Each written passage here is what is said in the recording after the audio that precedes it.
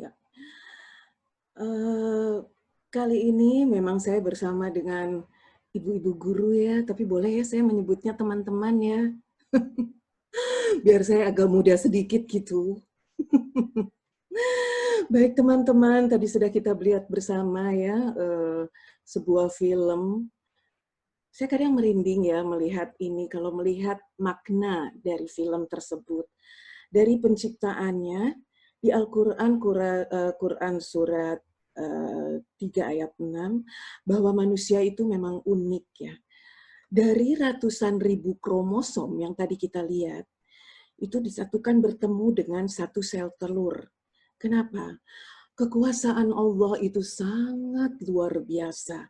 Disinilah sebetulnya konsep-konsep sudah Allah letakkan, ya, tanpa kita sadari. Sebenarnya dari sejak itulah konsep sudah Allah letakkan, sudah Allah bentuk. Saat sel telur dan sperma bertemu, Allah sudah membuat konsep Allah. Allah itu konseptor yang luar biasa, maha segalanya. Ketika 40 hari ditiupkan ruh, sudah dihitung kehidupannya. Jadi kita mau mendalami bahwa ada janji atau komitmen yang sebetulnya dibuat oleh Allah dan kita. Kita ditanya langsung oleh Allah dan membuat persetujuan bahwa kita menjadi khalifah di muka bumi. Sungguh ya luar biasa. Sebetulnya yang ini kita seringkali tidak sadari. Jadi berkali-kali saya tayangkan film ini juga untuk mengingatkan bahwa kita sebetulnya sudah diberi potensi yang luar biasa oleh Allah sejak dalam kandungan, sejak dalam proses kita menjadi manusia. Pada saat ruh tadi itu ditiupkan, Allah memberi modal yang luar biasa, potensi yang 100%, bagus semua. Kenapa? Karena saat si sperma bersama jutaan sperma-sperma lainnya hanya mendatangi satu sel telur. Berarti sel telur itu adalah sel telur yang terpilih oleh Allah. Jadi katakanlah seperti misalnya seorang pria berlomba-lomba ini kita ya, mau ngapelin kita gitu. Satu betul-betul yang kita pilih, satu. Dan mudah-mudahan itu terbaik. Tapi kalau menurut Allah, yang tadi urusannya itu jelas dipilih satu sel telur, satu sperma yang betul-betul bisa masuk di situ. Gitu. Jadi betul-betul luar biasa ya. Saya kadang-kadang merinding ini kalau mengingat ini dan esensinya seperti apa. Gitu. Di rentang kehidupan manusia, itu mulai dari bayi, tentunya di sini adalah janin sebetulnya, yang baru saat ditiupkan ruh, itu sudah dihitung kehidupannya oleh Sang Maha Pemberi Hidup. Jadi bayi pada saat 9 bulan, kemudian keluar, 9 bulannya itu kan sudah betul-betul bagus ya, di janin itu sudah betul-betul dapat yang terpilih gitu ya, sudah dipilih sama Allah gitu.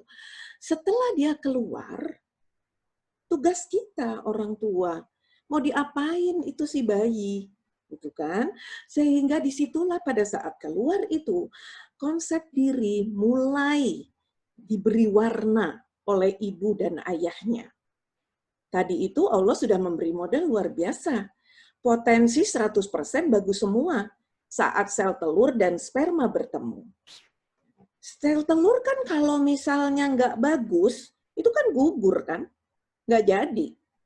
Janinnya kan nggak jadi bayinya. Makanya jelas-jelas sudah terpilih, sudah yang disediakan yang kualitasnya unggul, betul-betul unggul.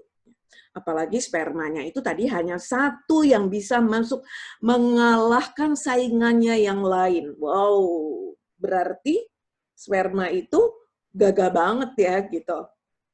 Iya banget gitu ya, dia bisa benar-benar mengalahkan pesaing-pesaing lainnya gitu. Bayangkan, hanya satu yang bisa nembus gitu. Berarti kan potensinya luar biasa. Kemudian untuk jadi zigot, jadi embrio yang berkembang, jadi manusia. Jadi sebenarnya kita dilahirkan itu sudah menjadi manusia-manusia yang hebat. Tapi kadang-kadang kita memberi warna pada anak-anak, ya itu ya memang kita semua proses belajar ya, tapi tidak semuanya memanfaatkan atau tanda petik mengetahui bahwa sudah banyak yang Allah beri bagi janin itu ya, potensinya sudah luar biasa. Kenapa kita nggak bisa seperti memanfaatkan itu semua gitu menjadi optimal gitu. Nah, rentang kehidupan manusia dari bayi, kanak-kanak, remaja, remaja, dewasa, manula, itu sudah menghadapi tantangan psikososial, menghadapi tantangan sosial. Jadi bayi juga sebetulnya banyak tantangannya. Dari yang belum bisa jalan, melalui proses pembentukan kepribadian atau karakter, ketika bayi berhasil melangkah, itu berarti kan dia betul-betul mengalami proses kehidupan ya. Berarti mengalami sebetulnya sudah ada konsep diri yang kemudian masuk dan membentuk pribadinya. Jadi jangan dihindari, tantangan psikososial itu harus dihadapi dan diselesaikan dengan berhasil. Jangan hindari kesulitan, jangan. Hadapi, semuanya harus dihadapi. Bayi itu membutuhkan kelekatan dan dekapan, rasa aman, nyaman, sehingga memberikan konsep diri yang positif terhadap bayi. Kalau bayi sering didekap, bayi mendapatkan attachment yang sering, itu dia akan mempunyai konsep diri yang positif. Adanya interaksi dalam pengasuhan, kontak dengan orang tua, dan orang-orang sekitarnya memperkuat kewaspadaan diri. Usia bermain, ketergantungan total pada kemandirian, itu dia punya keterampilan pada usia bermain sudah meningkat menjadi mempunyai keterampilan dengan makan sendiri dan tugas-tugas dasar lainnya. Belajar meniru orang lain, belajar mengontrol tubuh mereka melalui keterampilan toilet training, bicara, sosialisasi. Kemudian usia prasekolah, memiliki inisiatif, kenal jenis kelamin, meningkatkan kesadaran diri, keterampilan berbahasa, sensitif terhadap umpan balik dari keluarga. Anak-anak menghargai apa yang orang tua hargai. Penghargaan dari anggota keluarga itu menjadi penghayat diri. Keluarga sangat penting untuk pembentukan konsep diri anak. Pada usia sekolah, ini betul-betul usia sekolah yang rentan pada pembentukan konsep diri anak. Anak menggabungkan umpan balik dari teman sebaya dan guru. Jadi betul-betul hati-hati jika berhadapan dengan anak-anak usia begini ya, harus betul-betul orang yang berhadapan dengan dia yang harus mempunyai konsep diri yang bagus, gitu, karena akan sangat berpengaruh pada perkembangan anak-anak. Dapat keterampilan motorik, ya kalau usia sekolah itu, sosial, intelektual, konsep diri dari citra tubuh dapat berubah saat ini. Karena anak terus berubah secara fisik, emosional, mental, dan sosial. Pada usia remaja, perkembangan konsep diri dan citranya itu erat dengan pembentukan identitas. Konsep diri positif saat dia kanak-kanak yang diperoleh dari keluarga dan lingkungannya itu akan berpengaruh positif terhadap diri mereka. Kemudian kalau yang dia alami adalah hal yang negatif-negatif, misalnya sering dimarahi, kemudian sering dicela, sering dicemooh, diolok-olok, maka konsep diri yang terbentuk pada saat remaja cenderung buruk. Gitu, karena sudah ada blok ya di dirinya. Dewasa muda, ini dewasa saya katakan antara dewasa muda dan dewasa tengah. Dewasa muda itu periode memilih, menetapkan tanggung jawab, capai kestabilan dalam pekerjaan dan mulai ada hubungan yang erat. Kalau dewasa tengah itu perubahan fisik, ada penimbunan lemak, ada kebotakan, mulai rambut putih, kemudian varises, perubahan hormonal, sehingga mengganggu konsep diri yang berkembang. Pada saat dewasa muda, mulai mengevaluasi lagi pengalaman hidup dan mendefinisikan lagi tentang diri dalam peran dan nilai hidup. Ya. Pada saat lansia, penurunan struktur dan fungsi penurunan kekuatan otot dan tonus otot. Konsep diri lansia dipengaruhi oleh peristiwa apa yang dia alami sepanjang hidupnya. Mereka bercermin lagi tentang diri mereka, meninjau lagi keberhasilannya. Mari mengenal diri. Siapa sih aku? Jika aku melihat ke dalam, seperti siapakah aku?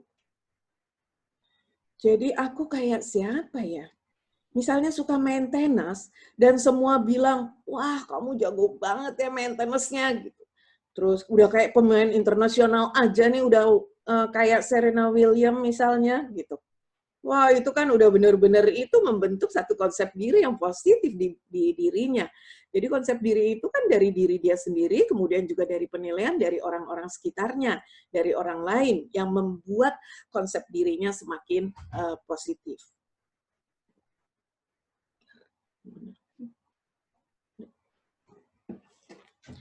Konsep diri adalah cara pandang dan sikap seseorang terhadap dirinya sendiri.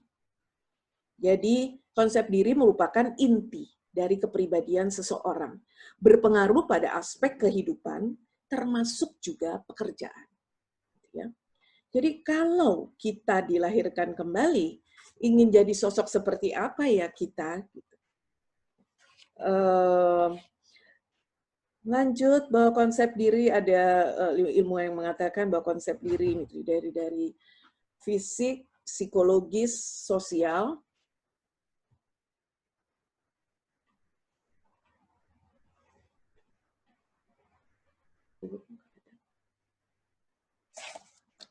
Maaf ya, tegang sebentar. Sorry. Fisik, dari segi fisik ya. Kadang-kadang kan ada orang yang komentar gini, apa namanya, ade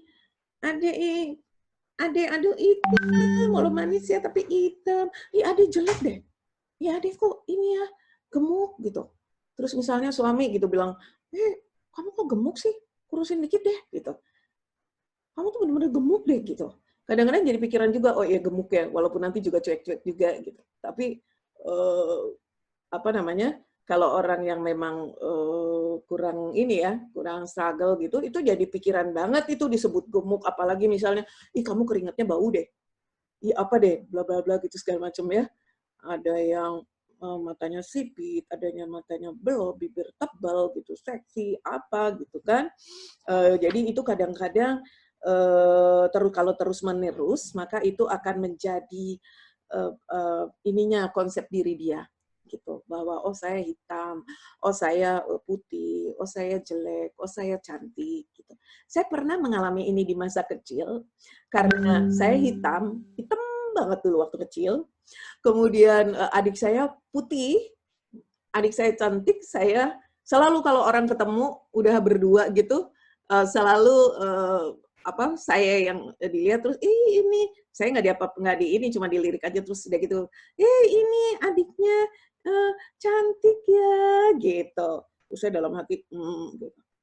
Gitu udah sebel aja gitu kan, terus udah gitu enggak tapi ini Mbak Rina sih hitam ya gitu tapi manis kok gitu, tapi benar-benar udah masuk tuh gitu kan ya. Benar-benar udah itu di setiap kesempatan selalu seperti itu gitu ya. Kemudian dengan pertumbuhan lama-lama tumbuhan ininya saya nggak pede tuh ada. Jadi saya kalau bareng sama adik saya itu saya merasa kalau oh saya lebih jelek gitu dari dia, saya lebih ini. Akhirnya mungkin ibu saya melihat itu, akhirnya kami disuruh ngaca, suruh bercermin berdua ya, suruh bercermin. Kemudian ibu saya menyebutkan, coba tolong sebut kelebihan kamu semuanya. Coba tolong sebut kekurangan kamu dan kelebihan kamu. Adik saya juga seperti itu. Jadi akhirnya saya bisa menyebutkan kelebihan saya di luar cantik dan hitam gitu ya. Saya bisa menyebutkan kelebihan saya ini.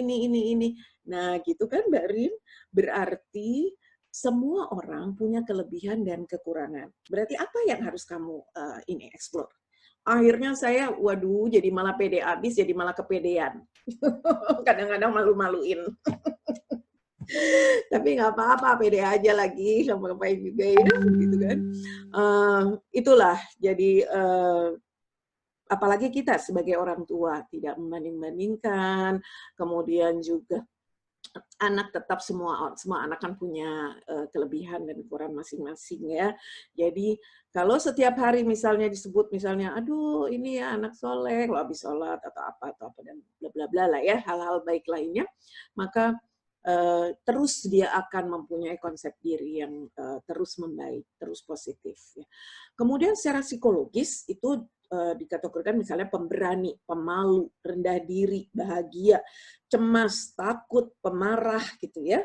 Kan ada kan ya yang anak malu tambah ini sih malu soalnya gitu. Maaf ya, ini soalnya malu, pemalu nih. Emang jadi tambah berani? Enggak, pasti jadi tambah malu gitu. Jadi benar-benar yang apa namanya? Cap-cap seperti itu harus hati-hati ya terhadap anak-anak. Kemudian dari segi sosial misalnya, baik hati, ramah, suka membantu, mudah bergaul, pendiam, pengacau, dan lain-lain ya. Jadi kalau terus-menerus maka akan kayak keblok gitu ya. Kayak ada keblok gitu sama anak bahwa memang dia ini. Seperti misalnya anak dicap, aduh kamu kenapa sih nilainya segini terus gitu, kamu bodoh, kamu apa, yang akan muncul di otaknya adalah label-label itu yang ada.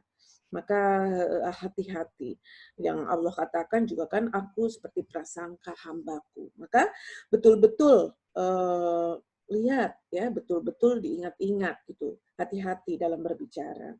Kemudian kita ini kadang-kadang betul-betul kan kurang look in ya, kurang melihat diri kita sendiri gitu. Jadi kalau besok, kalau yang ingin ikut di grup WhatsApp, itu kita bisa mulai mengisi kertas kerja, semakin mudah menuangkan apa hal-hal yang kurang di diri kita.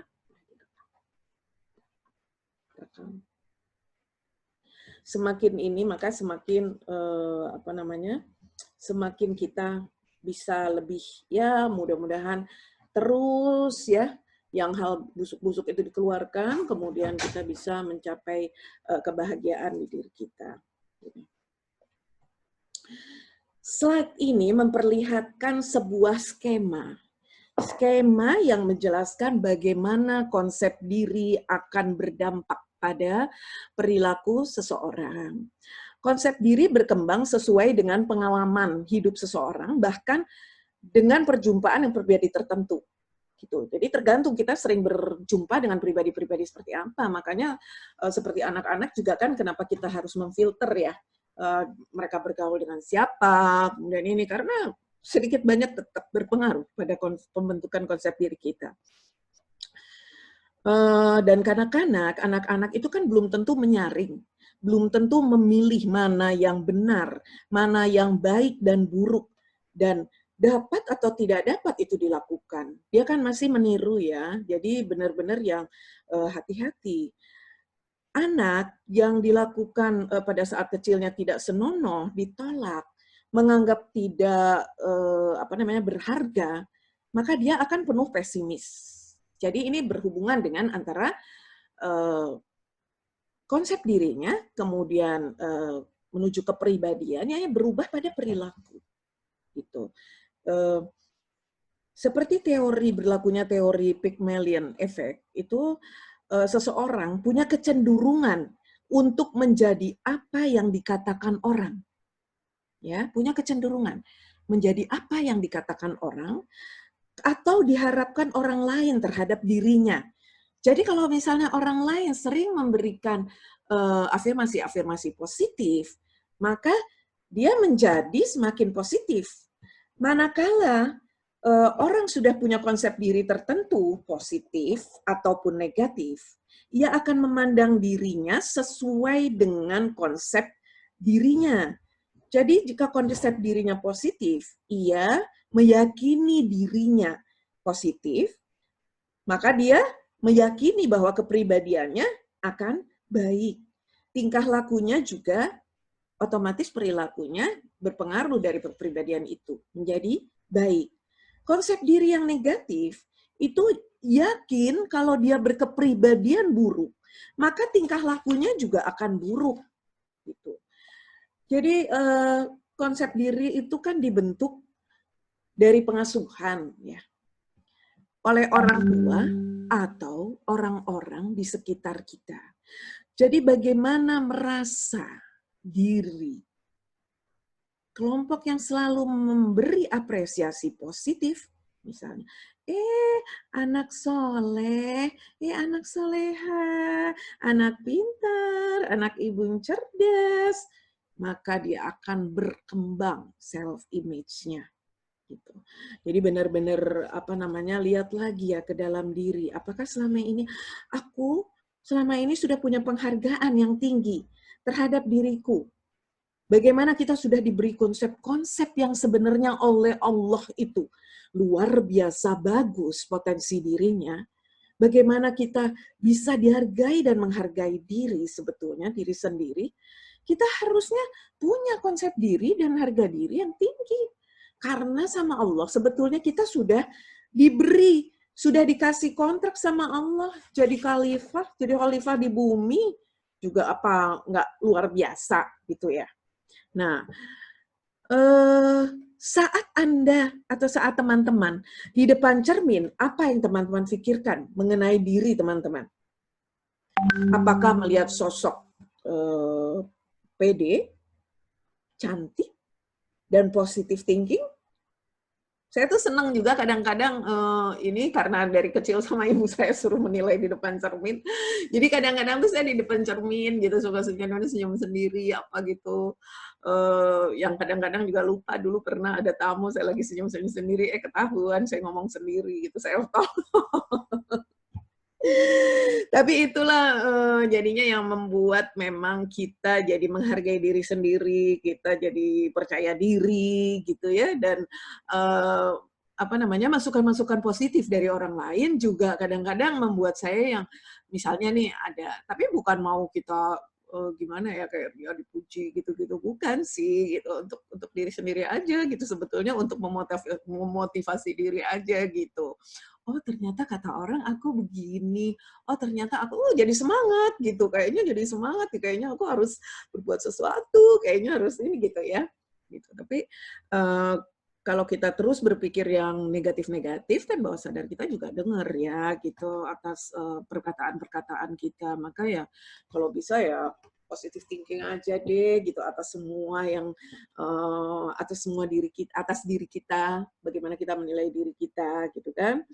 Jadi dengan persepsi itu kita bisa lebih optimal menggunakan potensi yang ada dalam diri kita, yang sebetulnya sudah diberi Allah itu loh, yang tadi kita ceritakan. Ya, kalau yang kita lihat bareng-bareng. Nah, itu sebetulnya kita kan ada potensi sebetulnya dalam diri kita. Nah, gitu.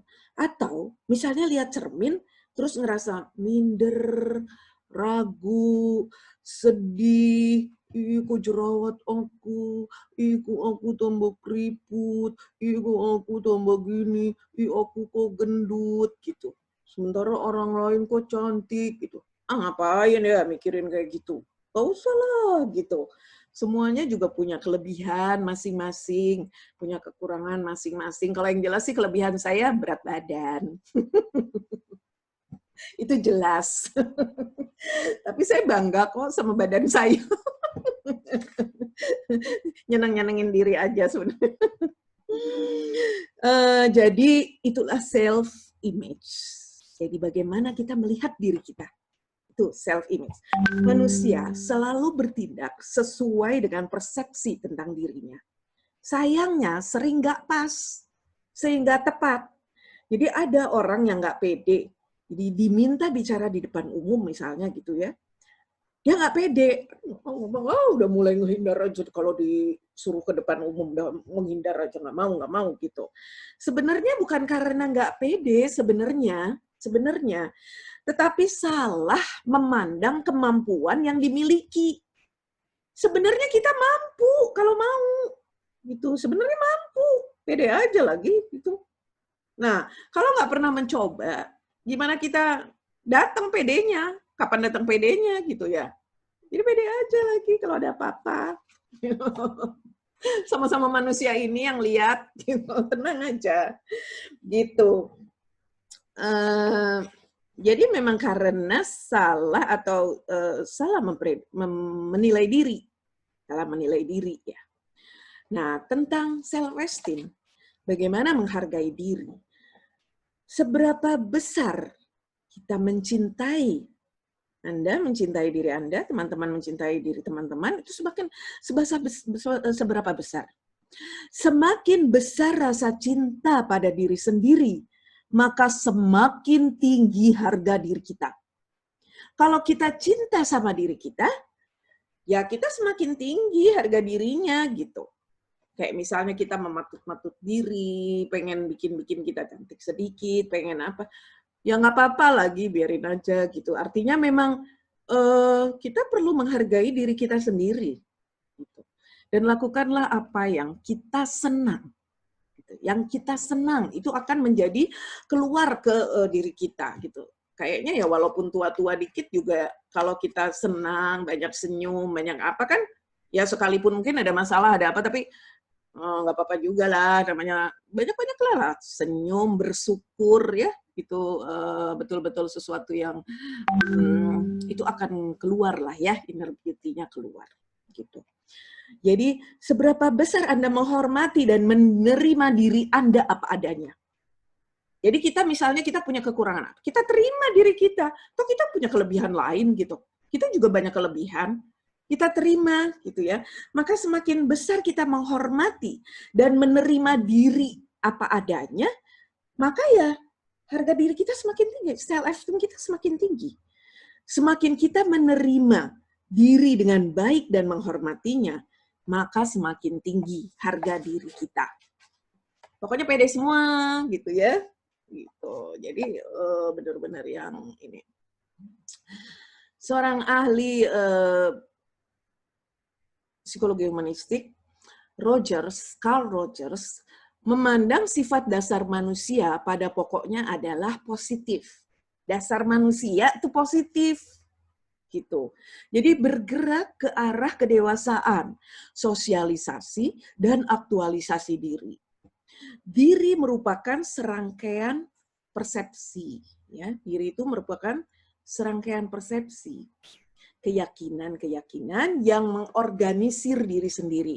Adanya kesadaran akan siapa saya, apa yang saya lakukan, yang keseluruhannya akan mewarnai persepsi terhadap dunia luar, sehingga pada akhirnya berpengaruh terhadap tingkah laku yang muncul. Rogers membedakan konsep diri menjadi dua kubu, konsep diri positif dan konsep diri negatif. Ya. Seperti apa sih konsep diri positif? Tuh ya. Konsep diri yang positif itu mampu menerima masukan dari orang lain.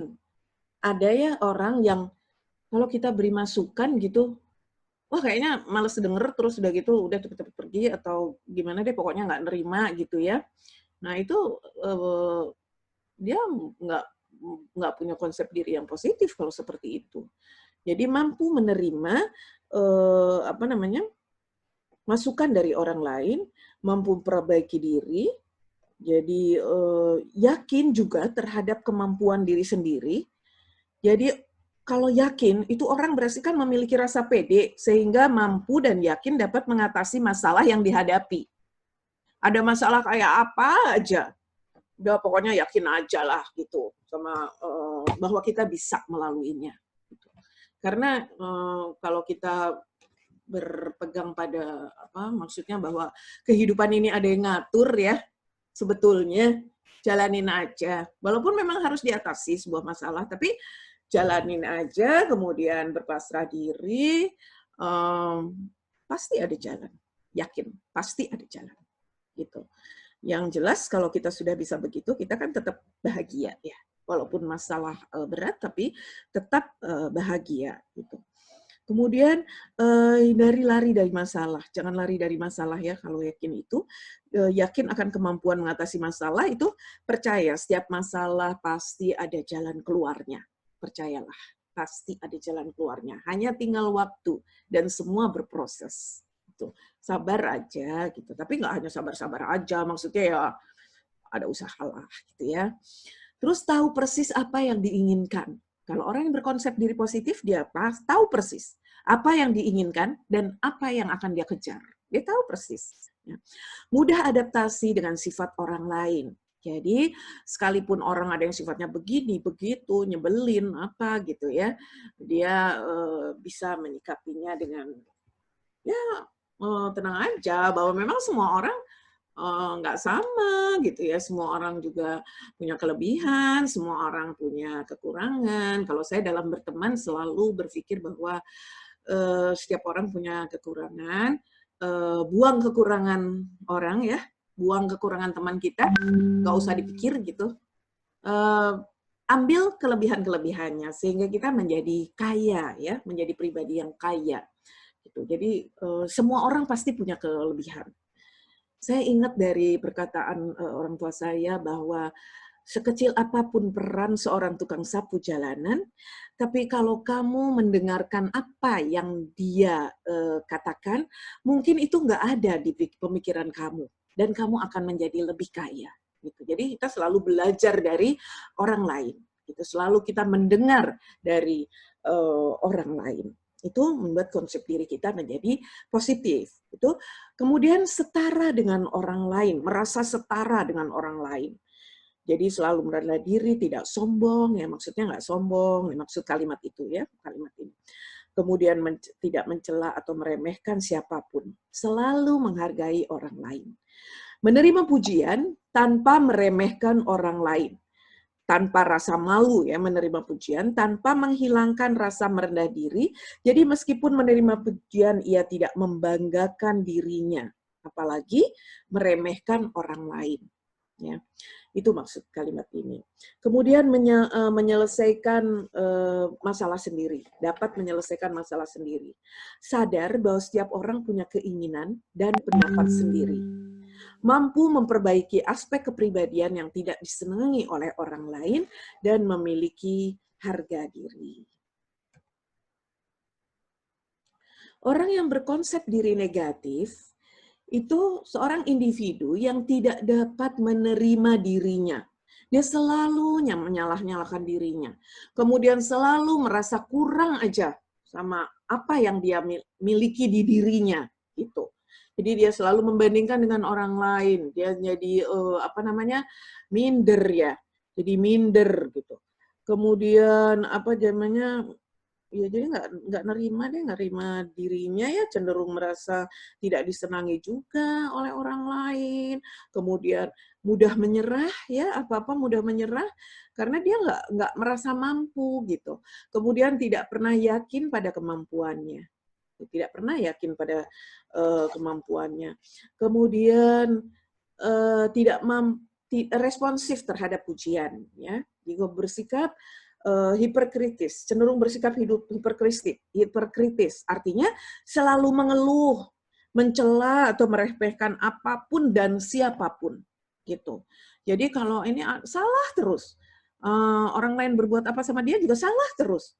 Dia juga merasa bahwa dia, aku kan paling nggak berguna, kan kamu kan lebih ini, aku kan enggak, gitu.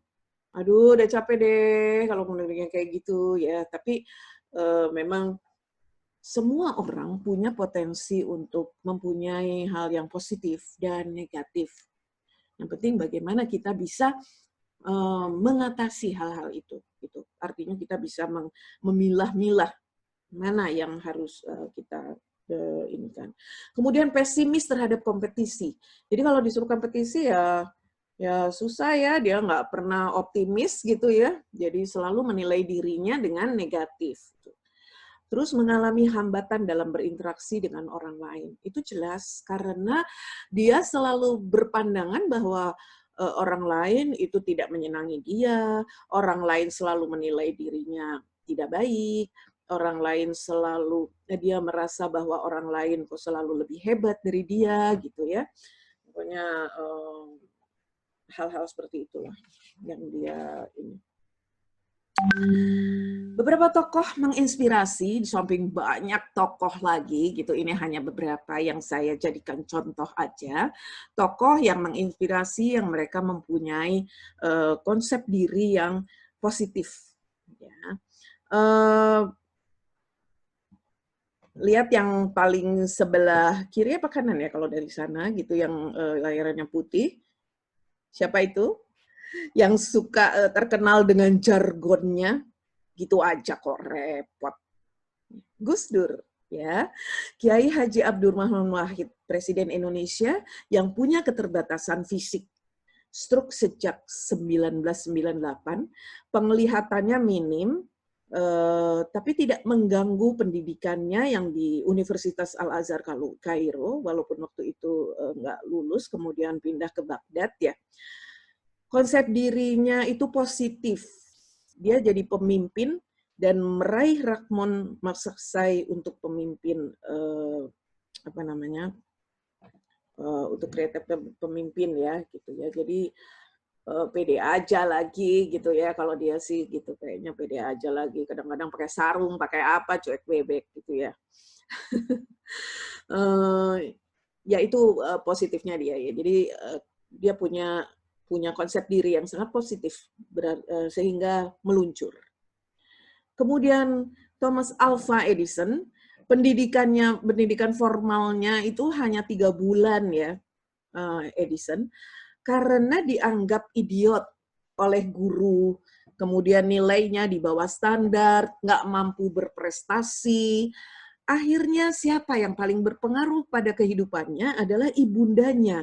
Ibundanya menarik Edison mengajari segala sesuatunya dari rumah.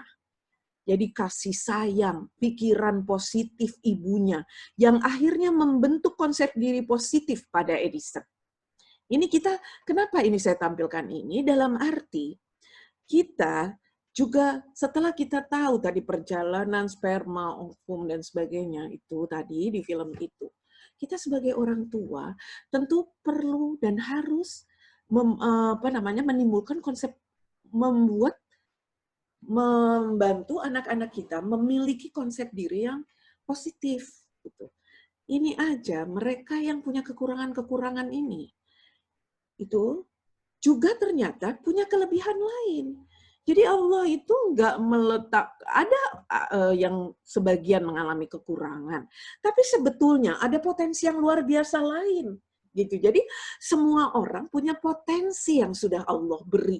Tinggal kita bisa menangkap potensi yang ada di diri kita dan anak-anak kita atau enggak. Dan mau apa enggak gitu. Ya. Mau apa enggak itu. Jadi benar-benar yang tinggal kita mau apa enggak gitu.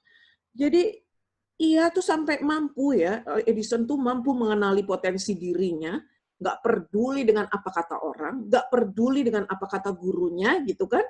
Lalu dia di usia 11 tahun sudah bisa membangun laboratorium kimia mini di bawah tanah di rumahnya. Jadi salah satu fenomenal musik box juga diciptakannya gitu. Jadi betul-betul yang dia punya kemampuan yang luar biasa. Ya.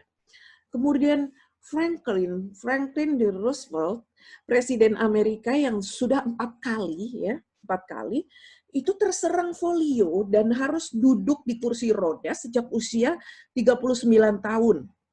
Konsep dirinya positif, itu dia tidak pernah menyerah dan pasrah pada takdir.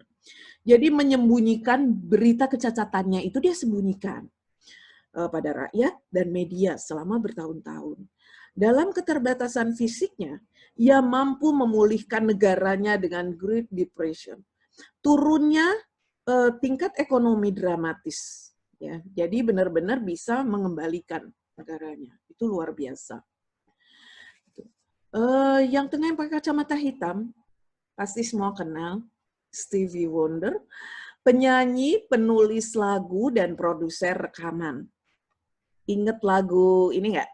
I just go to say I love you. I just go to say how much I care. I just go to say I love you. Jadi nyanyi deh.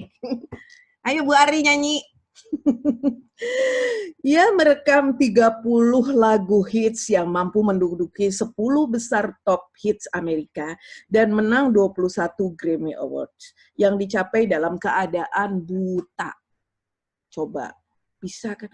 Nah, kita yang melek kayak gini gitu dari lahir, juga kadang-kadang aduh ada yang males lah, ada yang apa, tidak mengejar sesuatu gitu. Udah pokoknya gitu ya kadang-kadang gitu. Kadang-kadang yang depresi lah, kadang ada apa sedikit stres lah, ada apa sedikit mengeluh lah gitu. Jadi ini orang-orang ini saya tampilkan untuk menginspirasi bahwa kita yang tidak punya keterbatasan tentu akan lebih bisa mengoptimalkan konsep diri yang kita punyai. Gitu ya. Jadi ini Stevie Wonder ini dia punya konsep diri yang positif yang dibangun oleh ibunya yang bernama Lola. Ia tumbuh jadi pribadi yang mandiri. Pola asuh disamakan dengan anak normal sama ibunya. Gitu. Jadi dia terus-menerus bangkit sampai dia mencapai yaitu tadi prestasi-prestasi besarnya. Gitu. Jadi luar biasa ya. Satu lagi yang saya suka terinspirasi ya pada saat Dewi Yul bercerita, mungkin saya lihat di TV gitu atau di YouTube gitu ya. Betapa luar biasa seorang ibu ini ya dalam membesarkan anak-anaknya yang perempuan juga buta, tunarungu ya. Kemudian juga ini Surya Sahetapi.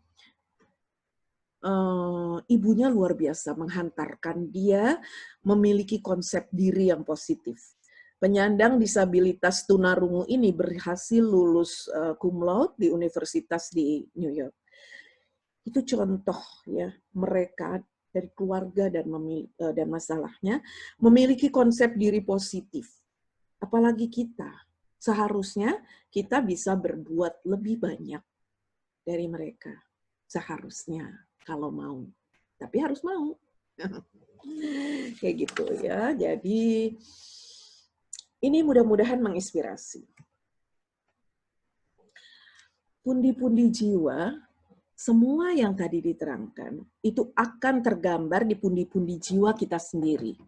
Pundi-pundi jiwa positif, maka si kantong, yang sebelah kiri positif, si kantong itu ternyata kenapa positif? Karena sejak kecil banyak dimasukin atau dimasukkan hal-hal yang positif oleh orang tua, oleh teman sekitar, oleh teman sebayanya, oleh lingkungan sekitar, oleh mungkin nenek, kakeknya, berupa pujian, kasih sayang, penghargaan dari kecil, maka pundi-pundi itu menjadi kokoh.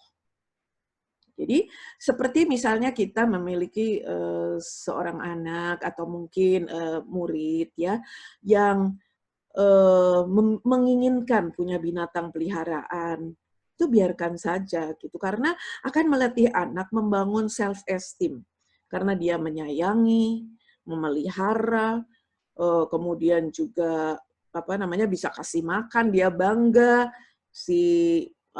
misalnya ikannya tambah besar, kemudian juga misalnya kucingnya tambah sehat, punya anak, dia merasa berharga, si anak merasa berharga gitu ya.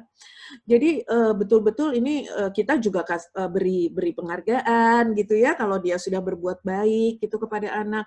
Maka pundi-pundi yang ini menjadi gemuk gitu ya karena penuh dengan penghargaan, penuh dengan pujian, kemudian penuh dengan kasih sayang gitu. anak sering dipeluk, sering ini ya.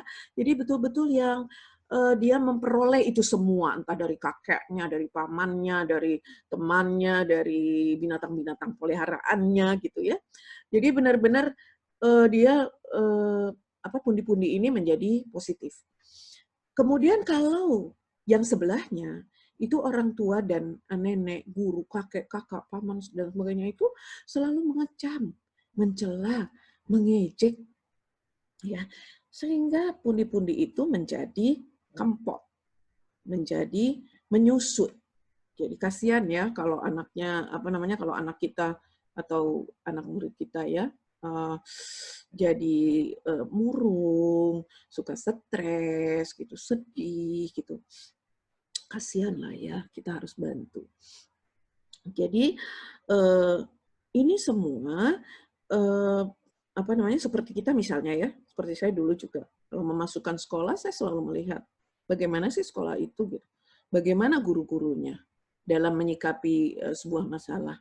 Bagaimana guru-gurunya menghadapi anak-anak ya. Jadi bagaimana cara belajarnya, bagaimana ini baru saya masukkan anak ke sekolah tersebut gitu. Karena itu betul-betul berpengaruh pada perkembangannya ya kan, pada pembentukan konsep dirinya.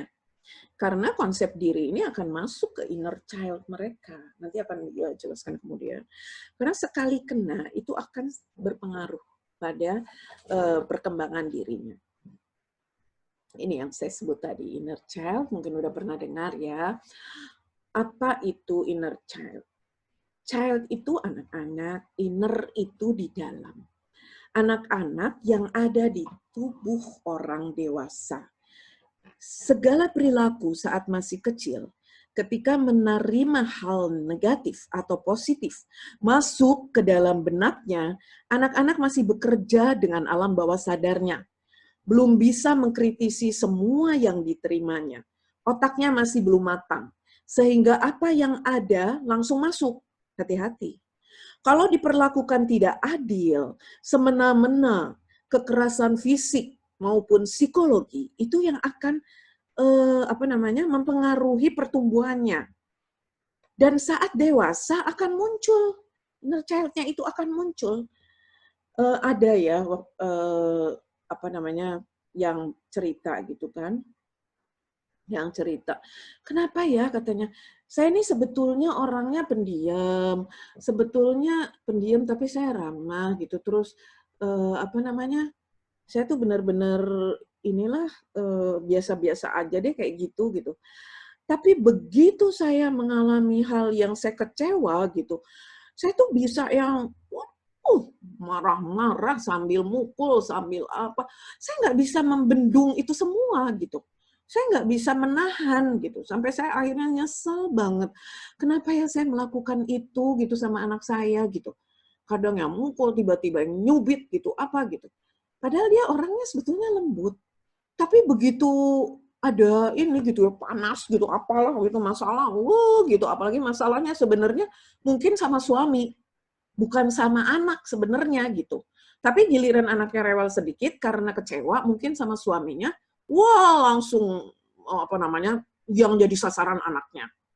Singanya keluar tuh, jadi sasaran anaknya. Wah, marah-marahnya sampai mukanya berubah, sampai si anak bingung. Kenapa nih ibunya gitu kan? Gitu. Itu kasihan sekali si anak ya, gitu. Dan itu akan berpengaruh pada perkembangannya. Gitu. Jadi muncul itu. Jadi inner child itu yang tiba-tiba itu akan sangat mengganggu. Jadi seperti itu namanya mental block ya. Mental block yang tadinya semangat tiba-tiba jadi males. Kadang-kadang kita punya semangat untuk ngapain gitu. Tiba-tiba males, kayaknya berat, kayaknya kaki itu kayak dibelenggu gitu ya, kayak diikat gitu. Nah, itu namanya ada apa namanya? Ada mental block itu ya. Jadi hal-hal ini kita perlu bahas, itu sebetulnya banyak banget ya bahasannya, tapi panjang lah ya sebetulnya gitu. Dan gimana caranya kita harus membersamai inner child. Ya, kita membersamai inner child. Bahwa bawah sadar kita itu nggak bisa bohong. Dia akan muncul, setiap saat tuh akan muncul. Jadi kalau ada yang masuk kelas besok gitu kita akan bersamai ya inner child kita, akan kita sapa, akan kita peluk, akan kita bangkitkan dia, kita didik inner child kita menjadi baik. Sehingga kalau kita mendapatkan hal-hal yang nggak baik di luar diri, kita jadi istilahnya jadi tenang-tenang aja gitu. Jadi mengatasinya juga dengan enak-enak aja gitu ya. Ini Abraham Maslow menyatakan tentang kebutuhan manusia. Kita bongkar, lihat satu-satu konsep diri kita, ya, inner child kita. Konsep diri kita sebetulnya berawal dari needs, dari kebutuhan kita. Itu ada 5 kebutuhan yang dikatakan oleh Maslow, itu adalah kebutuhan fisik, ya, kemudian kebutuhan rasa aman, sosial, penghargaan, dan aktualisasi diri. Yang tertinggi ini aktualisasi diri yang sering sekali dikejar-kejar ya sama semua orang. Hidup ini memang pilihan. Kalau ada pilihan bagus, kenapa harus yang jelek yang dipilih gitu ya. Jadi ingat bahwa kita diciptakan oleh Allah, itu modalnya yang terbaik, bukan yang ece-ece. Kita modalnya itu yang terbaik. Kebutuhan papan, sandang, dan sebagainya itu meningkat. Kebutuhan sayang, rasa aman, ada kelekatan, ya. Jadi itu si bayi itu kalau misalnya memungkinkan dia bisa bicara, dia akan bilang, aduh aku peluk terus, ibu aku peluk terus, jangan dilepas. Makanya kan bayi begitu dilepas kadang-kadang, gitu. Dilepas lagi, gitu. Karena dia merasa nyaman, merasa aman dipeluk. Gitu. Dipeluk tuh merasa aman, nyaman, dan dia tahu mana ibunya, mana bukan, mana ini, tahu ya si bayi itu. Jadi ternyata sampai tua pun, sadar atau tidak sadar, sebetulnya kita menginginkan itu, kebutuhan rasa nyaman, rasa aman gitu ya, dipeluk mungkin oleh oleh jadi benar-benar yang sebetulnya itu kebutuhan dari semua orang. Itu kebutuhan dari semua orang. Ada kalimat yang mengatakan bahwa cinta tidak butuh banyak bicara, hanya ingin memilikimu hingga akhir usia. Cie. Kalau memungkinkan, bukan kalau memungkinkan, sebetulnya harusnya diupayakan ya. Mungkin tambah tua, sebenarnya anak-anak juga kalau tambah tua tuh tambah pergi, tambah apa, ya yang ada tinggal berdua lagi gitu. Jadi ya itu yang harus di-maintain mungkin bersama pasangan, sehingga hidup kita menjadi lengkap dan bahagia. Luar biasa kalau sampai akhir usia, ya kan, bisa tetap bersama. Dari sekarang juga tetap itu terus dibangun. Manusia butuh penghargaan. Butuh penghargaan. Jelas, itu sudah pasti. Nggak muna lah, semua orang butuh. Aku mampu, ini aku bisa. Ya. Aku bisa ini, bisa itu. Ya. Jadi anak-anak juga kan sering mengatakan itu. Aku bisa ini, aku bisa itu, aku bisa, Ma. Tapi kadang-kadang dicuekin karena lagi sibuk ngerjain yang lain, si mamanya, bundanya. Gitu. Jadi anak bilang, ini nih, aku udah bisa ini, aku udah gambar ini, dicuekin aja. Aku bisa ini, aku tadi udah ngasih makan itu, ya dicuekin. Ya, ya gitu aja. Nah itu kan saat-saat seperti itu sebetulnya penting. Begitu anak masuk, kita masuk gitu. Jadi betul-betul kita bisa menangkap apa yang dibutuhkan oleh anak. Begitu juga sebetulnya kita terhadap semuanya satu keluarga. Begitu sekalipun sudah besar, tetap mereka itu juga butuh itu, butuh kasih sayang kita, butuh diperhatikan. Saya melihat kalau saya memberi ini gitu ya sama anak saya gitu, kalau sudah misalnya dia bantuin cuci piring atau apa, Anak gantengku luar biasa. Terima kasih membuat ibu jadi tambah ringan nih hari ini. Aku bebas, euy. Gitu. Saya suka bilang gitu. Tuh anak saya kayak senyum-senyum seneng gitu. Padahal udah gede ya. Jadi benar-benar apalagi yang anak kecil gitu kan, itu kan butuh banget. Gitu. Yang udah gede aja gitu masih suka nempel-nempel, pengen ngobrol bareng berdua gitu, pengen ini gitu kan segala macam. Juga mungkin pasangan juga seperti itu. Pasti membutuhkan, pasti ingin membutuhkan rasa aman, rasa nyaman gitu. Kalau kita bisa, kenapa kita nggak kasih gitu kan sebetulnya kayak gitu. Jadi kalau kita sering apa dia namanya ini kan konsep diri positif itu juga tidak hanya kita terhadap diri kita sendiri, tapi bagaimana kita juga melakukan terhadap orang lain itu juga membuat konsep diri kita juga semakin positif gitu. Sebenarnya kita bahagia loh ngasih penilaian sama orang gitu ya. Terus udah gitu membuat apa namanya anak kita menjadi bangga ya kalau kita ini gitu. Sekalipun misalnya dia hanya minjetin kita gitu, tapi kita kasih apresiasi, afirmasi yang positif gitu. Itu benar-benar membangun apa ya kebersamaan dan membangun rasa cinta ya, rasa sayang yang jelas gitu. Rasa sayang gitu. Sekalipun anak saya juga satu ada yang jauh gitu ya di luar sana, tapi kalaupun saya menelepon juga ternyata dia juga butuh gitu untuk kata-kata yang memang kita berikan positif gitu ya, kata-kata afirmasi positif gitu. Dan dia juga ternyata kalau kita biasa melakukan itu, anak-anak kita juga pun akhirnya berbuat hal yang sama terhadap kita. Dan insya Allah akan berbuat hal sama terhadap pasangan-pasangannya nanti. Gitu. Jadi apa yang kita tanam, apa yang kita maka akan berbuah nantinya, percayalah. Jadi terus saja berbuat gitu, terus saja berbuat. Karena manusia itu memang butuh penghargaan. Ya. Konsep diri hambatannya itu banyak ya, hambatannya itu kan banyak ya. Dan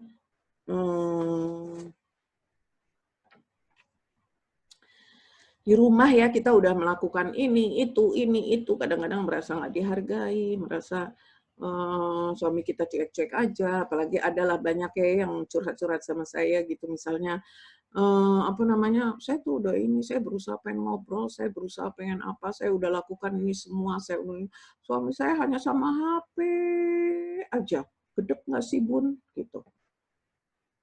Ya saya dengerin aja gitu ya. Ya memang sih pasti gedek gitu, pasti gedek. Jadi memang harus dua-duanya gitu. Tapi kita juga harus mulai apa ya? Harus mulai juga menerima kekurangan yang orang-orang yang ada di sekitar kita. Kalau kita bisa melakukan itu, gitu kita bisa mengatasi itu semua, kita tetap berbuat positif, kekurangan orang kita ini, kita doakan saja. Kalau saya sih kuncinya, kalau apa-apa, ya pasti kan semua rumah tangga, semua hubungan, pasti adalah kurang-kurangnya gitu ya. Tapi bagi saya males ya ada friksi gitu ya. Jadi bagi saya sih saya berbuat aja apa yang harus saya lakukan. Apa yang harus saya lakukan sebagai tanggung jawab saya terhadap Allah gitu ya. Saya lakukan aja gitu. Nanti itu tetap ada aura positifnya. Tetap ada. Dan saya selalu mempasrahkan semuanya masalah yang sebetulnya masalahnya itu sama Allah. Udah serahin aja gitu. Ada yang mengatur kita kok gitu ya. Jadi saya yakin bahwa semua keluarga ya mudah-mudahan semua baik-baik saja. Tapi saya yakin pasti ada walaupun sedikit ya. Pasti ada lah bolong-bolongnya gitu ya. Nah, itu memang kita harus punya kita harus yakin bahwa pada saat kita dipertemukan antara sperma dan ovum orang itu dipertemukan gitu ya. Pasti saya punya sisi positif yang luar biasa banyak sebetulnya gitu. Makanya gali aja sisi-sisi positif kita itu gitu. Nah, negatifnya mulai itu diurus gitu. Tapi kita gak lihat positifnya. Kita lakukan hal-hal yang positif yang mengarah pada konsep diri yang positif sehingga hidup kita semakin tua ya semakin bahagia. Walaupun mungkin kita punya masalah, tapi masalah itu serahkan sama Allah. Itu. Jadi artinya memang apa namanya, kita tetap menangkap sisi misalnya pasangan kita yang baiknya, anak-anak kita yang baiknya, yang jelek-jeleknya itu PR tuh. Kalau saya seperti itu, selalu saya pasrahkan sama Allah, saya berdoa sama Allah. Gitu. Itu bagian dari meningkatkan konsep diri yang selama ini saya lakukan. Gitu. Dan ternyata saya merasakan nyaman dan tetap bisa beraktivitas dengan enak gitu ya, karena kita menerima lingkungan kita seperti apa gitu. Gitu. Jadi hambatan-hambatan pengembangan diri ini seperti misalnya ragu-ragu, kecewa, males, bingung, kadang males mau ngapa-ngapain akhirnya gitu ya. Ada teman saya juga curhat gitu. Dia tadinya bekerja, tapi dengan kondisi pandemi ini kan semua itu ya, banyak orang akhirnya berkumpul jadi satu di rumah gitu. Tidak beraktivitas ke rumah. Nah, ini yang membuat kadang-kadang beberapa teman itu curhat, bahkan jenuh gitu karena biasa di rumah gitu. Kalau kita biasa bersyukur atas apa yang Allah beri sama kita ya. Jadi kalau menurut saya sih, ini nggak ada yang kebetulan gitu. Allah kasih kita semua kumpul di rumah gitu. Nggak ada yang kebetulan gitu. Jadi apa saya juga dengar misalnya dari Bu Ari juga ya, kumpul putra-putranya kumpul, jadi akhirnya jadi ibadah bareng, apa-apa bareng, ini bareng. Itu kan sesuatu hal yang luar biasa yang menyenangkan gitu. Jadi benar-benar yang kita syukuri aja lah, apapun gitu kita syukuri, maka pasti akan ada buahnya gitu kalau kita banyak bersyukur gitu. Jadi kalaupun misalnya ya dalam pandemi ini kan berkurang secara ekonomi apa, itu kan pasti membuat ada kecewa, ada jadi males, ada jadi aduh khawatir, jadi bingung, jadi takut. Ya mungkin itu benar ada, perasaan itu ada, tapi sikapi. Jadi apa yang sedang menimpa kita, sikapi dengan hal positif. Itu benar-benar penting dan sangat penting. Itu sangat penting lah ya kalau menurut saya. Benar-benar penting gitu. Semua orang ingin sukses. Saya yakin itu. Semua orang ingin sukses, tapi tidak semua orang berani buat dan ambil keputusan dan juga ambil resiko. Nggak semua orang bisa. Gitu. Jadi pernahkah ya teman-teman berpikir ingin maju tapi muncul beragam rasa takut?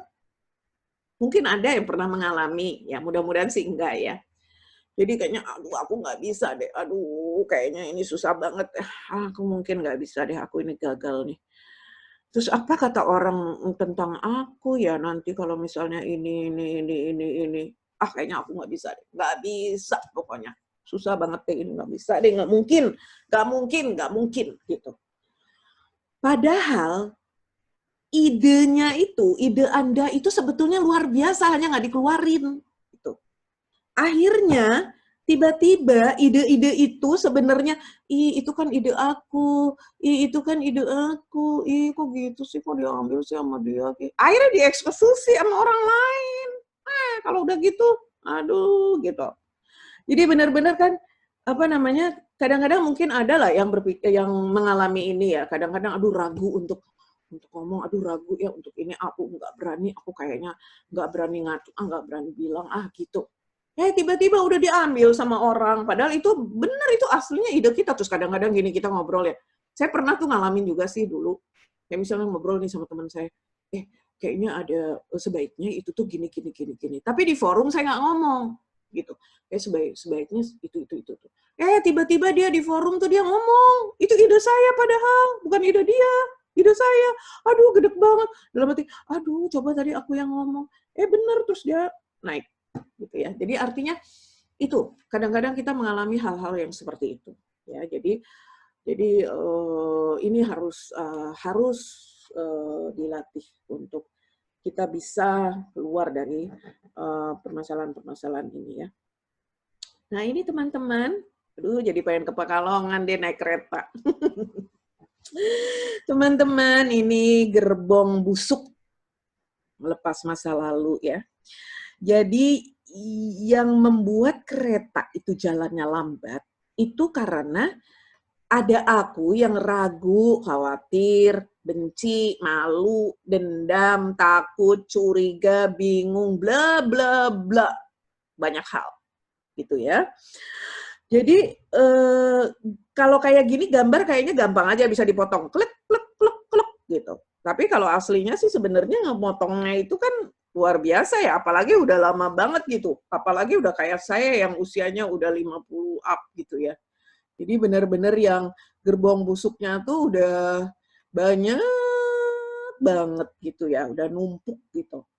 Nah, jadi besok itu ada kertas tugas gimana tentang rasa-rasa yang dipendam, kita tuangkan, kemudian gimana ngentasnya ya. Itu yang membuat kereta jadi lambat itu, yang ada gerbong, ada apa masalah-masalah masa lalu itu yang benar-benar membuat kita kadang-kadang menghambat perjalanan kita gitu.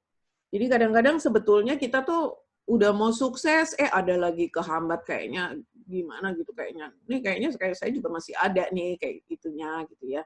Hal-hal yang menghambat. Kadang-kadang, aduh gitu nafsu besar tapi tenaga kurang gitu ngerjain tugas atau apa gitu kayaknya, gitu tapi kayaknya berat banget gitu, kayaknya gitu. Jadi benar-benar kadang-kadang aduh jatuh lagi, aduh jatuh lagi, gitu ya. Tapi itu yang kita harus bisa memaintain diri kita gitu ya. Kita harus bisa memaintain diri kita, harus bisa melepaskan semua hal yang ada di diri kita, ada di inner child-nya itu tadi ya. Jadi ini barangkali kalau dari pendidik tahu ya, ini pernah dapat kali ya masalah jauh hari window ya. Jauh hari window itu nggak selamanya kita tahu siapa diri kita. Ada bagian-bagian itu bukan bagian kita yang tahu. Jadi ada bagian yang terbuka, ada bagian yang tersembunyi, ada bagian rahasia, ada bagian yang gelap ya. Kemudian kita tahu kalau misalnya kita tuh pinter masak, kita pinter masak gitu ya. Terus orang lain tahu, aku juga pinter masak. Kamu kan jago tuh masak gitu. Kenapa kamu nggak jualan aja tuh apa namanya masakan kamu gitu gitu. Itu maksudnya itu ada di jendela yang bahwa kita ini terbuka. Ya, jadi saya tahu orang lain juga tahu tentang saya gitu. Ini terbuka. Tapi ada juga yang saya tahu, tapi orang lain nggak tahu gitu. Misalnya, kamu itu sepatu kamu bagus gitu. Kamu beli di mana sih gitu. Terus dia bilang, rahasia dong gitu. Nggak usah tahu deh kamu, rahasia dong itu gitu. Masa sih kamu mau tahu aja gitu. Gitu. Misalnya kayak gitu. Jadi itu saya tahu orang lain tidak tahu. Itu ada di jendela berarti kita rahasia. Ya. Kemudian saya tidak tahu, terus orang lain tahu gitu. Jadi itu yang kamu ternyata pinter ya nulis buku gitu. Ternyata kamu pinter ya masak. Kok saya nggak tahu ya gitu. Jadi benar-benar sebenarnya aku bukan kok saya nggak tahu tapi sayanya nggak tahu tapi orang lain ternyata tahu kita punya potensi gitu. Itu artinya ada jendela di bagian jendela yang tersembunyi. Ada lagi satu lagi yang saya tidak tahu, orang lain tidak tahu. Gitu. Itu benar-benar gelap tuh. Itu hanya Allah, kematian, takdir ya yang ada di sini, yang ada di jendela ini. Seperti itu ya. Jadi dari jauh hari window ini kita tahu orang itu seperti apa sih gitu. Kalau misalnya kita punya gitu ya, yang nggak usah pelit-pelit lah kita sedekah atau apa ya, kita bisa lakukan perubahan. Kalau kita misalnya tahu, kita suka, kita ternyata terlalu berhasil nih gitu. Ya sekali-sekali kasihlah gitu ya, bersedekahlah gitu. Misalnya ilmu apa, kita punya kepintaran, kasihlah orang gitu ya. Nggak usah pedit-pedit gitu. Misalnya seperti itu. Memperoleh kebahagiaan. Siapa sih yang menentukan bahagia? Siapa coba yang menentukan bahagia? Pasangan kita, anak-anak kita, Kadang-kadang kan kita gini, ya gimana aku mau bahagia coba, orang pasanganku kayak gitu, orangnya suka marah-marah, KDRT apa, gimana aku mau bahagia? Gitu. Jadi hidupku yang kayak gini deh, sedih, terus aja mengeluh seperti itu. Tapi lupa bahwa ada sisi lain yang Allah selalu kasih kebahagiaan sebetulnya sama kita. Gitu. Mungkin ya kita nikmat sehat kan udah bahagia juga sebetulnya. Dikasih nikmat itu kan macam-macam.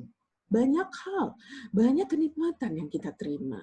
Jadi misalnya mungkin memang suami kan suka ini gitu ya, suka marah apa segala macam. Tapi barangkali dari sudut anak, anak itu sebetulnya sudah ada prestasinya, baik, soleh, sholatnya rajin gitu ya. Itu kan sebetulnya kebahagiaan juga gitu. Jadi kadang-kadang kita ini kurang mensyukuri apa yang sudah diberi oleh Allah. Gitu.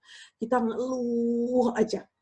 Lebih banyak kita membicarakan tentang kekurangan kita dibandingkan dengan kelebihan kita, dibandingkan dengan apa-apa yang Allah sudah beri.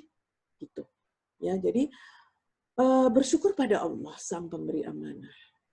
Kita ingatlah ya, kita sudah diberi sejak dari janin, sudah diberi banyak itu potensi. Ya, itu aja sudah harus bersyukur, sudah harus bersyukur. Di samping juga yang lain-lain. Kalau kita tulis terus, sebenarnya kita tuh banyak banget dapat ininya, gitu. Ya,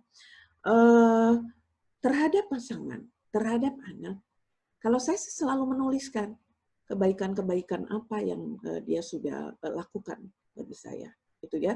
Jadi kita tidak hanya berpikir tentang negatif-negatif orang-orang sekitar kita, tapi kita berpikir tentang juga positif yang sudah dia lakukan. Banyak loh ternyata. Kalau kita nggak beberin ya, kalau kita nggak tulis gitu, kalau kita nggak ini, adanya tuh kita mikirnya dia negatif terus. Bener. Adanya tuh negatif terus. Nah ini, apalagi kan kita kadang-kadang ya nih ibu-ibu, udah ngelakuin apa aja kayaknya masih salah aja gitu. Itu kan selalu ya, ibu-ibu selalu bilang, kadang-kadang curhat gitu sama saya, Mbak, aku tuh apa-apa tuh kayaknya salah terus, aku tuh nggak berarti, aku tuh pokoknya udah ngerjain ini, itu. Aduh, kayaknya nggak ada yang dianggap deh, gitu. Kalau sama temennya aja. Nah, misalnya kayak gitu ya.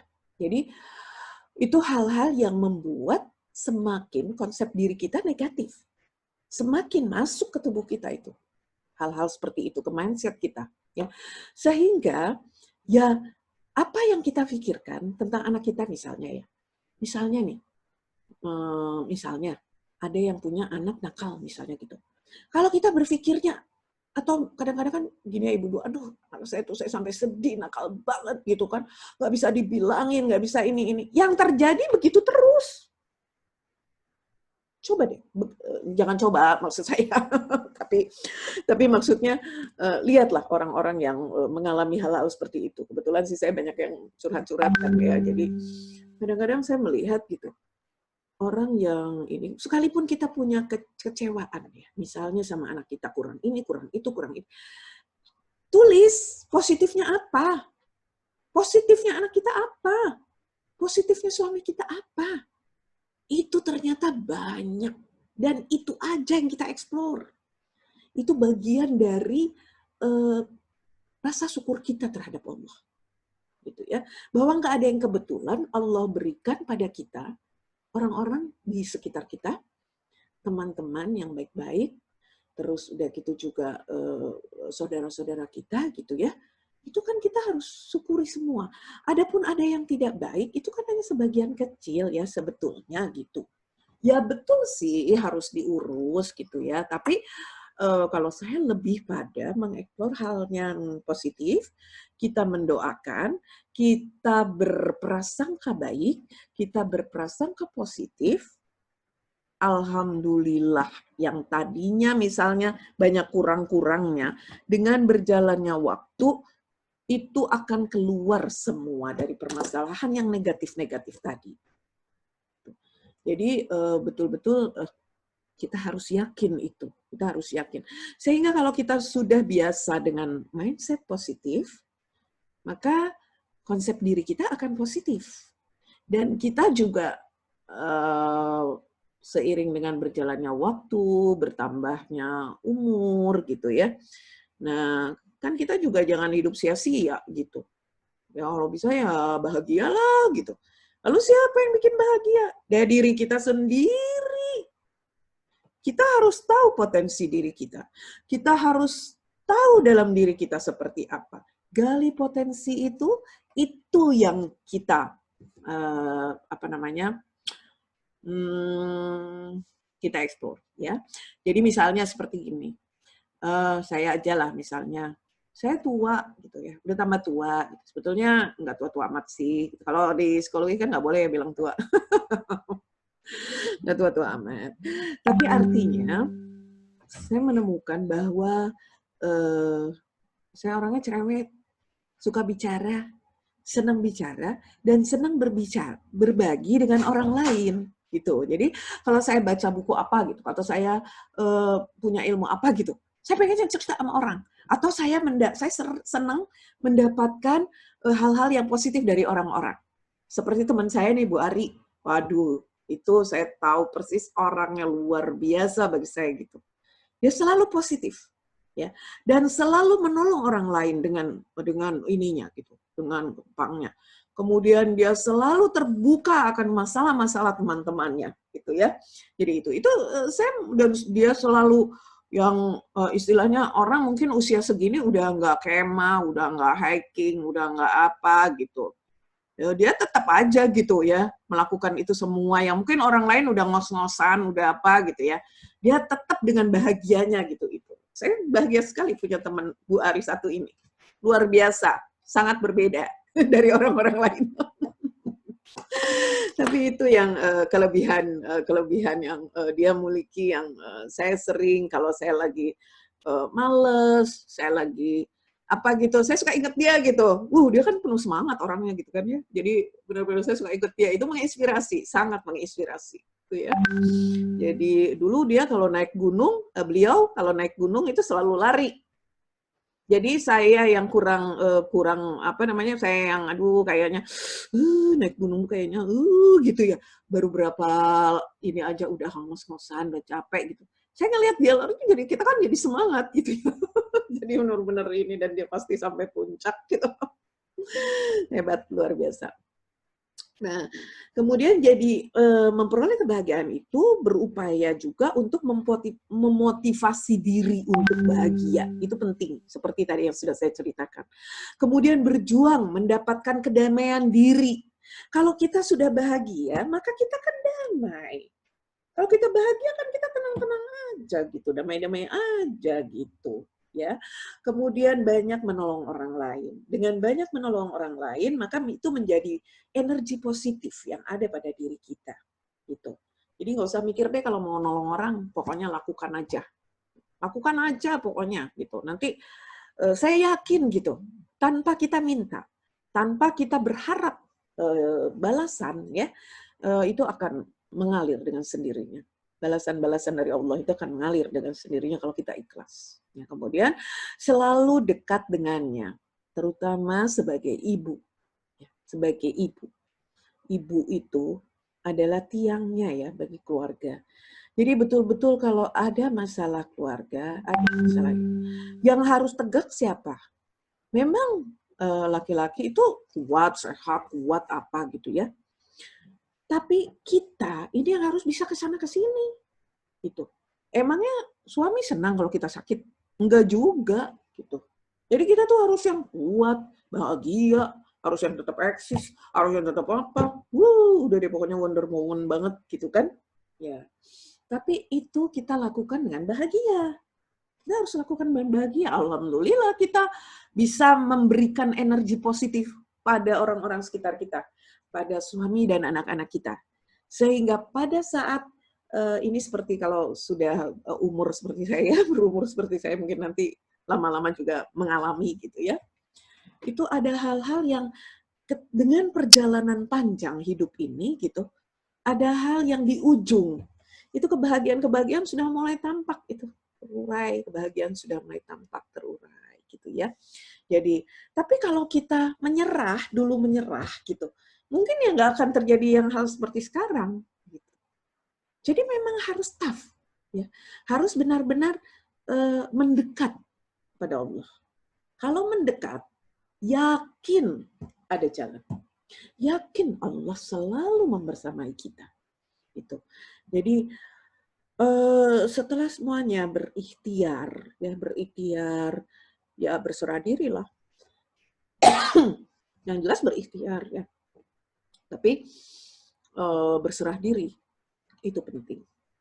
Karena di atas langit masih ada langit ya. Jadi benar-benar yang memang Allah lah segalanya. Gitu ya. Jadi mudah-mudahan semua punya semangat untuk mengejar impiannya, menjadi orang-orang yang memang punya konsep diri yang positif, ya. Nah, aktualisasi diri ini kan hal yang paling dikejar tadi ya di teorinya Maslow. Jadi aktualisasi diri itu juga merupakan kebutuhan dasar manusia, gitu. Sekalipun saya sudah berumur sekian ya, tapi saya juga selalu ingin untuk mengaktualisasikan diri saya sesuai dengan kemampuan saya gitu. Yang saya senang lakukan gitu. Kemarin ini ada misalnya di sebuah grup ada teman saya tuh mengomentari teman saya yang saya sudah cerita sih sama Bu Ari, mengomentari teman saya yang betul-betul senangannya bikin serbu gitu ya. Oh, ngeganggu banget kata dia, pokoknya ngapain sih gitu, selalu panjang, selalu menuhin grup apa gitu ya dengan bikin cerita bersambung gitu. Lah, kalau menurut saya ya biarin aja. Kalau kamu nggak suka ya di-delete aja. Nggak usah ribut. Delete aja. Kalau nggak suka gitu. Dan itu saya sih angkat jempol gitu untuk orang-orang yang seperti itu karena saya juga belum tentu bisa bikin cerbung gitu. Tapi dia luar biasa. Seusia saya dia masih nulis terus gitu. Luar biasa. Saya sih angkat topi. Benar-benar angkat topi deh. Dan setiap orang punya cara untuk mencari kebahagiaannya. Semakin tua, semakin kita punya aktualisasi diri gitu ya. Jadi kayak misalnya kan ada yang terus belajar Quran, ada yang terus bahasa Arab gitu ya. Ada yang misalnya seperti saya terus mengajar gitu ya, karena saya melakukannya gitu. Nah, terus ada juga yang misalnya kayak Bu Ari tuh misalnya kemah, hiking, apa gitu. Ya nggak apa-apa juga, nggak usah dikomentari negatif gitu. Karena memang itu kebahagiaannya gitu. Dan mudah-mudahan bukan kebahagiaan semu ya, karena kan ada ya orang yang mengalami juga hal-hal yang karena pandemi misalnya ya, ada beberapa teman yang curhat juga sama saya. Karena pandemi, kemudian berkumpul dengan keluarga, bete, ya, karena sama suaminya aja nggak bisa ngobrol enak, gitu kan. Karena ketemu terus di rumah, bete, sama anak-anaknya juga, terus adanya yang marah-marah, apa gitu kan di keluarganya. Nah, terus akhirnya dia sering hangout gitu. Sering sama teman-teman tuh ke alam, ke wisata alam apa. Tapi sebenarnya dia melarikan diri, bukan yang benar-benar itu yang dia cari gitu. Nah kalau kayak gitu ya ngapain juga gitu. Artinya kan kita juga jadi nggak beribadah ya, nggak ikhlas, nggak apa gitu, lari dari masalah gitu kan. Yang akhirnya saya yakin kalau hal-hal seperti itu dimunculkan, dilakukan, itu akan menimbulkan masalah baru. Pasti ada masalah baru, saya yakin gitu. Entah itu sama suaminya, entah anaknya jadi bagaimana, entah apa gitu.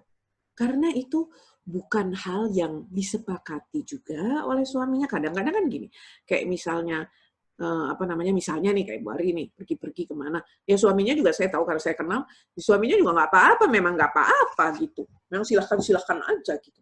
Tapi kan bukan berarti berlaku juga untuk keluarga lain gitu. Ya, mungkin kalau saya melakukan itu juga belum tentu juga suami saya boleh, misalnya seperti itu kan. Jadi tiap orang kan lakukan apa yang sesuai porsinya gitu. Jadi memang misalnya sudah dibicarakan sama suami ya nggak apa-apa, udah ada ridhonya ya nggak apa-apa gitu, silakan aja gitu kan ya. Jadi sesuai ininya lah ya, karena kan kita berkeluarga ini kan mencari satu titik temu, satu kebersamaan, satu yang memang kita harus bangun bersama ya. Jadi ya bukan berarti harus melarikan diri dari masalah, ya. Jadi ada kebutuhan fisik secara rasa aman, cinta, harga diri, dan aktualisasi diri. Ya. Jadi kan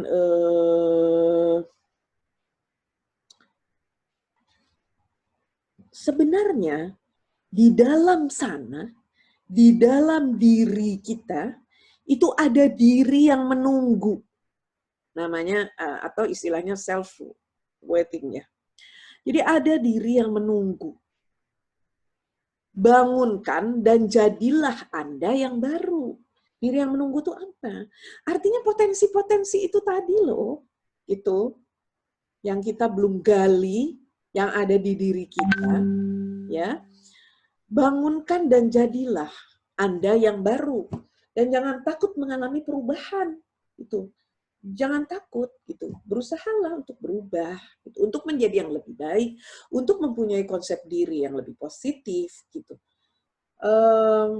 Yang Anda pikirkan itu sudah baik dan lakukan, ya. Well done gitu pokoknya itu kan.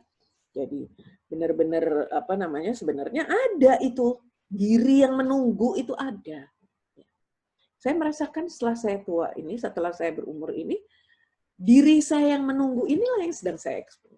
Gitu. Jadi potensi yang sebetulnya dulu itu tidak tergali gitu ya, tidak tergali karena beberapa hal gitu, karena memang ada step-step yang memang harus saya lakukan, kemudian ada yang memang saya hentikan dulu untuk kebutuhan anak-anak bertumbuh, misalnya seperti itu gitu ya. Tapi saya merasa bahwa oh ternyata ada hal-hal yang kadang-kadang membuat saya itu misalnya, aduh rada kesel gitu, rada apa gitu. Itu tuh sebetulnya potensi-potensi yang ada pada diri saya itu belum saya ini gitu, belum saya keluarkan gitu ya. Jadi setelah saya mengalami ini, kemudian saya melakukannya gitu, saya merasakan ada kebahagiaan tersendiri dalam hidup saya gitu ya. Jadi walaupun belum sempurna lah ya gitu, kan semuanya proses gitu. Gitu. Jadi kita yang paling tahu kita ini siapa, kita mau jadi apa, kita mau seperti apa, kita yang paling tahu, bukan orang lain. Walaupun orang lain ada masukan. Seperti saya ada orang-orang yang memotivasi saya gitu. Kadang-kadang kan saya senang ngobrol ya, jadi kadang-kadang dapat aja tuh dari teman-teman ya, "Waduh, kamu tuh mestinya gini loh, Rin. Kamu kan dulunya kayak gini loh. Ayo dong," gitu. Misalnya kayak gitu ya. Dan itu membuat saya menjadi termotivasi gitu ya. Jadi ternyata setelah dilakukan, setelah saya urai ya apa-apa yang menjadi hal-hal busuk saya gitu. Dan itu menjadi lebih enak. Saya lakukan menjadi lebih nyaman ya, menjadi lebih ini. Gitu. Jadi ada keinginan untuk mengentas ya. Jadi seperti yang saya bilang ya, self-waiting yang selalu menunggu untuk dibahagiakan. Kemudian barangkali kita pernah lalai ya, tidak nganggep lah gitu ya. Jadi ada hal yang perlu disempurnakan, ya.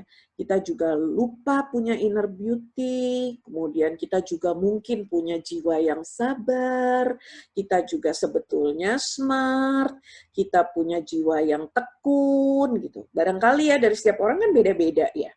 Tapi coba itu digali, kemudian dilihat ya dalam diri kita, sebetulnya yang kita punyai apa, potensi-potensi yang Allah beri itu, gitu. Nah, kalau kita sudah bisa menguraikannya, maka maka kita akan lebih enak lah. Menurut saya sih lebih enak ya. Sebenarnya ya saat Allah uji musim pandemi ini ya, kita dijadikan sama Allah masuk ke satu gerbong. Kita diberikan masuk ke satu rumah, satu tempat di mana disitulah kita bisa mengentaskan semua yang belum tuntas dari diri kita. Kemudian kita membersamai juga jiwa-jiwa di sekeliling kita.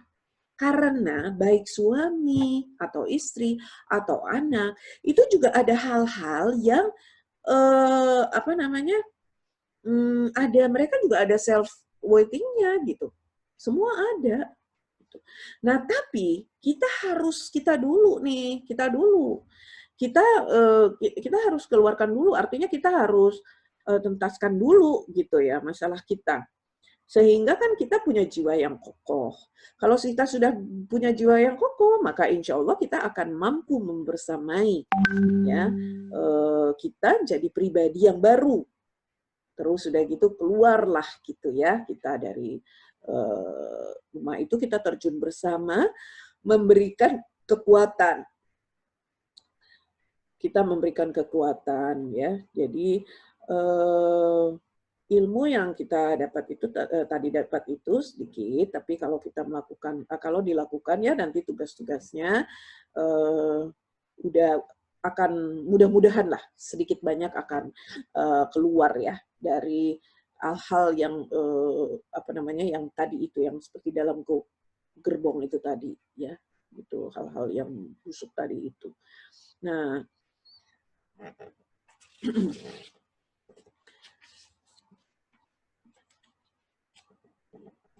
semoga setelah nanti bisa keluar itu akan menjadi jiwa yang bahagia, ya, menjadi jiwa yang bahagia. Jadi kalau kembali tadi kepada apa namanya membangun konsep diri yang positif bagi orang yang bekerja, ya, bagi yang bekerja, bagi konsep diri dalam bekerja. Jadi pertama itu kenali dan pahami diri sendiri, ya. Yang jelas harus kenal dan paham akan diri sendiri. Jadi mengenal sifat kita, mengenal karakter diri sendiri kita, mengenal kita ini siapa sih, mengenal kita ini, oh kita ini mau apa sih, gitu ya. Kita ini punya goals apa sih, gitu. Istilahnya kan seperti itu ya, pahami. Kemudian bangun kesuksesan dalam diri. Ya, bangun kesuksesan dalam diri setelah tahu, setelah paham, maka kita harus bisa memaknai arti sukses yang ada di diri kita. Ya, karena sukses pada setiap orang itu berbeda-beda, ya. Konsep sukses pada setiap orang itu berbeda-beda, beda-beda. Ya, definisi sukses menurut setiap orang itu berbeda-beda. Tapi yang jelas itu untuk membangun kesuksesan kan ada kerja keras yang konsisten, kemudian bukan berapa banyak barangkali uang yang dihasilkan, tapi juga usaha kecil yang diulang-ulang ya, berupa usaha kecil, usaha apa aja lah ya yang memang kita goals-nya kita mau apa gitu ya. Bukan tentang apa yang kita miliki, tapi juga apa namanya? Jadi bukan tentang apa aja yang kita miliki, tapi siapa ya memilikinya. Artinya diri kita ya. Kunci menuju bahagia bukan kesuksesan, tapi dibalik kebahagiaan adalah kunci. Kalau Anda menyukai ya, kita teman-teman menyukai apa yang kita lakukan, maka kita akan bahagia, maka kita akan sukses. Itu ya. Jadi itu mungkin yang memang harus dibangun. Jadi mungkin masih bisa ditangkap ya, bisa ditangkap bahwa bagaimana kita membangun konsep diri yang positif dalam bekerja itu semua termasuk kelola permasalahan dan kegagalan. Jadi kegagalan itu sebetulnya hanya kesuksesan yang tertunda ya. Kegagalan itu sebetulnya gitu. Jadi kelola permasalahan dan kegagalan. Kelola juga waktu. Tanpa kita memanage waktu dengan baik, juga sulit ya untuk mencapai sukses gitu. Jadi betul-betul kita harus kelola waktu kita. Nggak usah waktu orang lain, waktu kita. ya kita bisa tahu bagaimana ininya, sehingga saya lebih banyak menghargai seseorang dalam waktunya ya, seperti misalnya ada orang yang memang apa namanya, kadang-kadang pagi itu tidur lagi karena memang malam ini. Tapi ada juga yang komentar, sih dia tuh jalan hidupnya kayak gitu. Nah kalau bagi saya sih terserah-serah ya, maksudnya gini loh, selama orang itu memang positif ya, orang itu bisa mengatur waktunya gitu ya dengan baik sesuai dengan kebutuhannya, ya kenapa enggak gitu. Pokoknya usahakan kita dalam hidup ini selalu positive thinking ya kalau bagi saya gitu, sehingga kita bisa meraih sedikit banyak bisa memiliki konsep diri yang positif, yang berangsur-angsur kita lakukan ya, kita lakukan setiap hari. Jadi ada goals-goals tertentu gitu ya. Misalnya bolehlah kita punya catatan gitu. Kalau saya sih punya catatan memang. Jadi misalnya diri saya, apa goals tentang untuk anak-anak saya, itu saya uraikan satu-satu. Saya catat. Gitu saya catat. Jadi saya perlu ngobrol apa sih, misalnya minggu ini saya harus ngobrol apa ya sama anak saya gitu. Apa yang belum mereka ini, termasuk misalnya mengingatkan sholat, termasuk misalnya hal-hal yang sederhana lah gitu. Misalnya hanya apa ya, hanya mencuci masker setiap datang dari mana gitu. Itu kan hal-hal yang sebetulnya sepele gitu, tapi itu merupakan tanggung jawab ya, sebetulnya tanggung jawab kecil mereka gitu. Jadi tetap aja itu dibicarakan, tapi apalagi kalau kayak saya kan anaknya laki-laki semua ya. Jadi nggak harus kita ini cerewet terus-menerus yang bicara gitu ya. Tapi betul-betul yang penting poinnya kita sudah sampaikan, kemudian kita tinggal pantau dilakukan atau tidak. Nanti kita punya progres berapa lama gitu. Oh kira-kira ini kita harus kasih tahu lagi gitu. Itu pun nggak bisa yang pakai panjang-panjang gitu ya bicaranya, nggak bisa gitu. Jadi itu ya yang sebetulnya apa namanya, yang sebetulnya kita bisa lakukan ya, sebetulnya itu.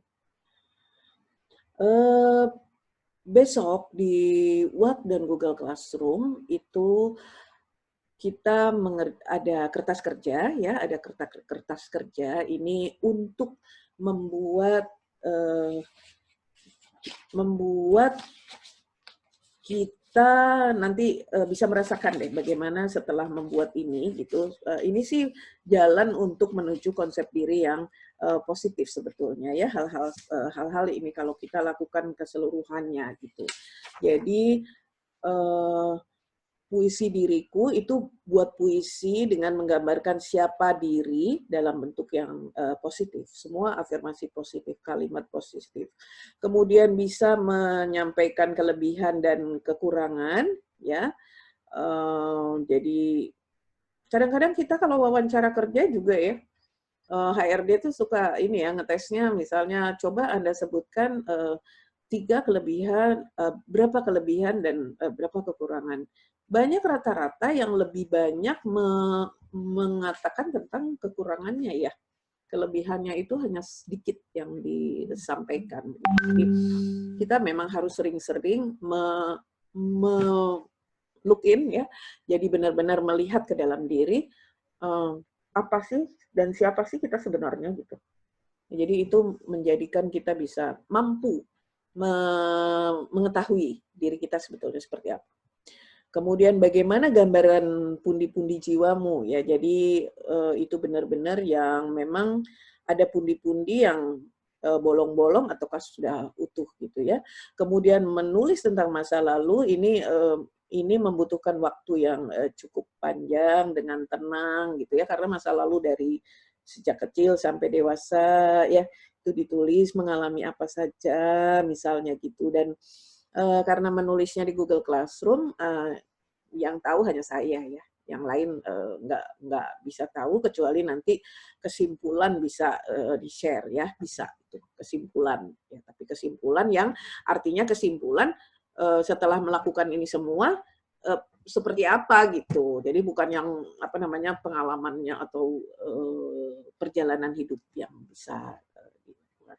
Kemudian bahagia, bahagia menurut Anda itu bagaimana? Kemudian self talk ya itu hanya menulis kalimat positif yang diinginkan. Kemudian ada self healing juga. Kemudian kesimpulannya. Jadi apa namanya kemanakah Anda setelah ini? Kemudian juga ada, oh ini nggak ada di sini, menulis surat cinta untuk diri ya. Untuk diri artinya harapan-harapan terhadap diri kita tuh apa? Gitu ke depan apa? Kita pengen ngapain sih gitu ya.